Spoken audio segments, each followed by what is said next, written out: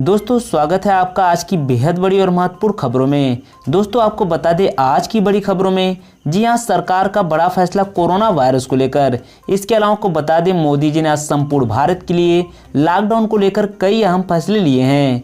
इसके अलावा आपको बता दें खाड़ी देशों में फंसे भारतीयों को लाने के लिए जहाज रवाना हो चुका है। इसके अलावा आपको बता दें पंजाब और हरियाणा में अब शराब की होम डिलीवरी होगी। जी हाँ, आपको बता दें जेईई मेंस और एडवांस की तारीख भी आ गई है। इसके अलावा आपको बता दें सीएम योगी को अभद्र बातें बोलने वाला व्यक्ति गिरफ्तार हो चुका है। जी हाँ, जानेंगे सभी खबरें विस्तार से। तो दोस्तों आज हम आपको इस वीडियो में इन्हीं सभी महत्वपूर्ण खबरों के बारे में बताने वाले हैं, तो वीडियो को ध्यान से आखिर तक देखते रहिए ताकि आपसे कोई भी जानकारी मिस ना हो। तो दोस्तों आगे बढ़ने से पहले एक लाइक कर दीजिए। चलिए जान लेते हैं चीनी बीमारी की आज की ताज़ा अपडेट के बारे में। आपको बता दें भारत में संक्रमित मरीजों की संख्या लगातार बढ़ती जा रही है और यह संख्या 46,433 के ऊपर पहुंच चुका है, जिसमें से 12,727 लोग ठीक होकर अपने घर जा चुके हैं और 1,568 लोगों की मृत्यु हो चुकी है। इसी के साथ बढ़ते हैं इस वक्त की अगली बड़ी खबर की ओर।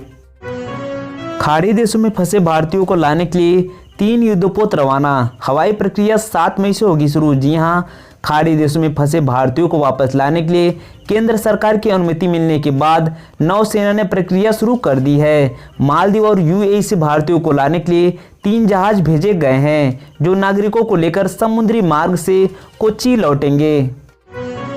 मजदूरों को रेल भाड़े में 85% सब्सिडी का दावा।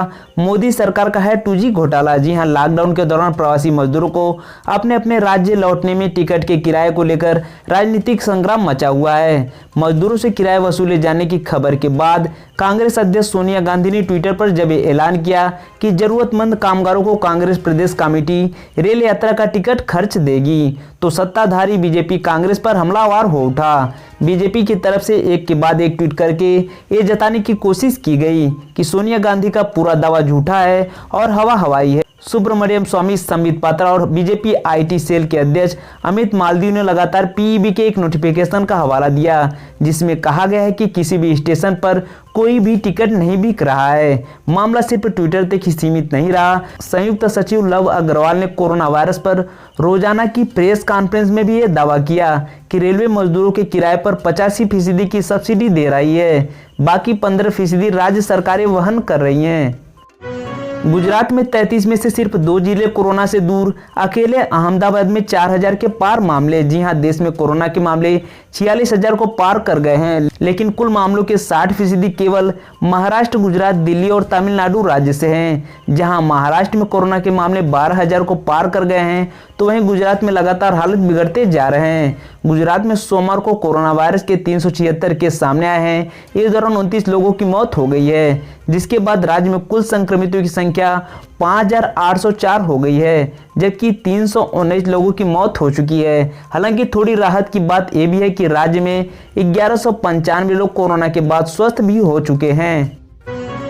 श्रमिकों का किराया नहीं दे पाने की बात स्वीकार करे सरकार। मायावती। जी हां, बहुजन समाज पार्टी अध्यक्ष मायावती ने लॉकडाउन के कारण दूसरे राज्यों में फंसे श्रमिकों से उन्हें वापस लाने के लिए किराया वसूले जाने की निंदा करते हुए कहा कि अगर सरकारें मजदूरों का किराया देने में आनाकानी करती हैं तो बसपा इन मजदूरों को भेजने में योगदान करेगी। मायावती ने मंगलवार को किए गए ट्वीट में कहा कि यह अति दुर्भाग्यपूर्ण है कि केंद्र और राज्य सरकारें प्रवासी मजदूरों को ट्रेनों और बसों आदि से भेजने के लिए उनसे किराया भी वसूल रही हैं। सभी सरकारें यह स्पष्ट करें कि वह उन्हें भेजने के लिए वसूले गए किराए को वापस करेंगी। यह बसपा की मांग है। सोशल डिस्टेंसिंग की अवहेलना हुई तो उस क्षेत्र को सील कर देंगे। अरविंद केजरीवाल। जी हां, दिल्ली के मुख्यमंत्री अरविंद केजरीवाल ने कहा कि यह दुर्भाग्यपूर्ण था कि आज दिल्ली में कुछ दुकानों पर अव्यवस्था देखी गई। मुख्यमंत्री ने कहा, आज मुझे थोड़ा दुख हुआ कि कुछ दुकानों पर लोगों ने सोशल डिस्टेंसिंग का ध्यान नहीं रखा। इससे वो अपने और अपने परिवार का नुकसान कर रहे हैं। अगर सोशल डिस्टेंसिंग का ख्याल नहीं रखा गया तो दुकानों को बंद करने से पीछे भी नहीं हटा जाएगा। उन्होंने साफ तौर पर कहा कि अगर हमें किसी क्षेत्र में सोशल डिस्टेंसिंग के उल्लंघन के बारे में पता चलता है तो हमें उस क्षेत्र को सील करना होगा और वहां दी गई रियायतों को वापस लेना पड़ेगा। इसके साथ ही उन्होंने लोगों से कहा, मास्क पहने बिना घर से बाहर ना निकले, सोशल डिस्टेंसिंग का ध्यान रखें, अपने हाथों को लगातार साफ करते रहिए। अरविंद केजरीवाल ने कहा कि पूरा देश को 3 जोनों में बांटा गया है। पंजाब और छत्तीसगढ़ में होगी शराब की होम डिलीवरी, अन्य राज्यों में भी जल्द हो सकती है शुरू। जी हां, सोमवार से लॉकडाउन का तीसरा चरण शुरू होने के साथ ही शराब की बिक्री को भी मंजूरी दे दी गई है। शराब की दुकानें खुलते ही लोगों की भीड़ टूट पड़ा और इस दौरान सोशल डिस्टेंसिंग की जमकर धज्जियां उड़ाई गई। दिल्ली समेत कई जगहों पर तो लोगों की कई किलोमीटर लंबी कतारें लग गई, जिसके बाद पुलिस प्रशासन को ठेकों को बंद कराना पड़ा। इसको देखते हुए अब कई राज्यों में शराब की ऑनलाइन बिक्री को लेकर मंथन किया जा रहा है। इसी बीच छत्तीसगढ़ और पंजाब में शराब की होम डिलीवरी को मंजूरी मिल गई है। इसके लिए डिलीवरी बॉय को नियुक्ति का आदेश भी जारी हुआ है। मई से शुरू होगा सरकार का हवाई अभियान, आपकी घर वापसी होगी आसान। जी हां, देश भर में कोरोना वायरस के खतरे के चलते लॉकडाउन लागू किया गया है। अब देश लॉकडाउन के तीसरे चरण से गुजर रहा है। 40 से ज्यादा दिन बीत जाने के बाद केंद्र सरकार ने देश भर में अलग अलग राज्यों में फंसे लोगों को उनके घर पहुंचाने के लिए स्पेशल ट्रेन चलाई जा रही है। इस बीच सरकार ने विदेशों में फंसे भारतीयों को लाने का भी ऐलान किया है। विदेशों में फंसे हजारों भारतीयों को वापस लाने के लिए मोदी सरकार ने 7 मई से हवाई अभियान शुरू करने की तैयारी कर ली है। एयर इंडिया के विमानों और नौसेना के जहाजों से विदेशों में फंसे भारतीयों को स्वदेश लाया जाएगा।